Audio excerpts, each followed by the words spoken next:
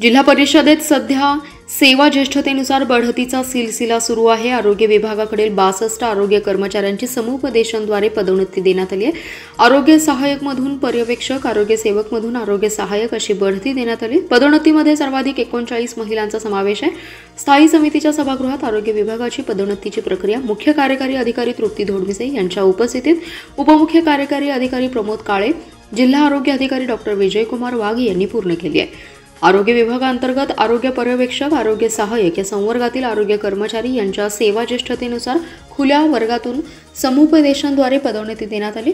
आरोग्य सहाय्यक पुरुष या संवर्गातून आरोग्य पर्यवेक्षक पुरुष या संवर्गात 3 जणांना पदोन्नती, आरोग्य सहाय्यक महिलामधून आरोग्य पर्यवेक्षक महिला या संवर्गात 2, आरोग्य सेवक पुरुषमधून आरोग्य सहाय्यक पुरुष 20 आणि आरोग्य सेवक महिला या संवर्गातून आरोग्य सहाय्यक महिला या संवर्गात 37 जणांना पदोन्नती देण्यात आली आहे।